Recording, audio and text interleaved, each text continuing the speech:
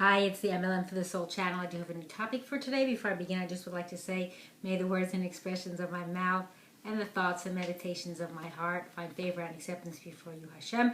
And some people I thank have inspired me. I hope they can inspire you as well. I will have links below to their sites. They're Rabbi Yosef Mizrahi, Rabbi Eli Mansour, Rabbi Lon Anavar, Rabbi Yuval Ovadia, Rav Daniel Asser, Rabbi David Asher, and Rabbi Ron Vain. As well, if you've never checked out this channel before, we'll have a link below to my first video which explains what M.L.M for the Soul means, what it stands for, what I'm doing. So this is from Rabbi Eli Mansour's weekly, Parasha Insights. And this is actually not related to the Parasha because next week we have the Yom Kippur is coming. So this, I call this the purpose of Yom Kippur, and you'll understand as I go through it.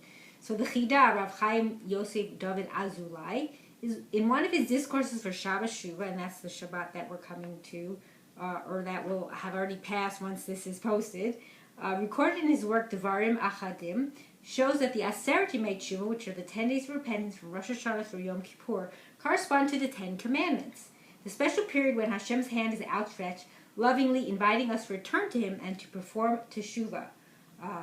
And they were given to us in the merit of our acceptance of the 10 Commandments, which encapsulate all, I think I missed something. So this special period when Hashem's hand is outstretched, lovingly inviting us to return to Him and to perform Teshuvah, I think I said that, but I apologize, were given to us in the merit of our acceptance of the 10 Commandments, which encapsulate all 613 mitzvot.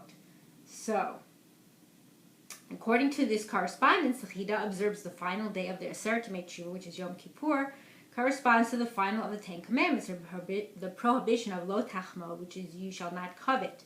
Yom Kippur, the most special day of the year, the day of unparalleled sanctity and closest to Hashem, is associated specifically with lo tachmod, the prohibition against jealousy and competitiveness. How do you explain this connection? Why is Yom Kippur linked to lo tachmod as opposed to any of the other mitzvot in the Torah? To understand this connection, we need to understand the difference between bad habits and addictions. Bad habits can be broken with relative ease. We all have bad habits, and we all occasionally make wrong decisions, and these can be corrected. It is not always easy, but it is not exceedingly difficult either. We can introduce changes to our lifestyle or just live with a greater awareness in order to break these tendencies. Addictions, however, are so destructive precisely because they are so difficult to break. A conscious decision to change does not suffice to break an addiction. An addict needs rehab in order to break the addiction. A similar distinction exists in the realm of spiritual ills. All sins are, of course, bad, but some destroy a person's spiritual life altogether because they consume a person and become like addictions.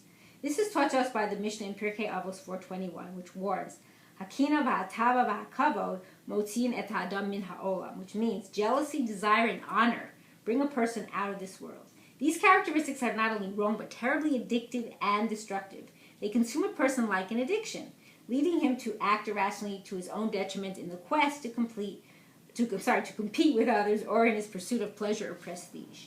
The Chida explains that a preoccupation with materialism is particularly injurious. When a person feels he needs to, quote, keep up to buy more and more, he ends up forgetting Hashem.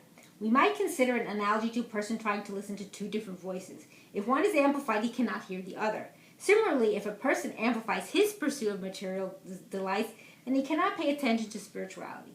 And this, the Chida writes, is the purpose of Yom Kippur. We might say that Yom Kippur serves as our, quote, rehab, as the time to, quote, detox our beings from our pursuit of luxury and physical comforts. This occasion is linked to lo tachmod because it is the time when we reverse this destructive tendency to excessively desire, crave, consume, and indulge. We go to the opposite extreme, withdrawing entirely from physical enjoyment and devoting ourselves exclusively on spirituality. This is our, quote, rehab session, to recalibrate our beings, to restore our balance, to ensure that we moderate our indulgence in physical and material delight so we can devote ourselves to Hashem.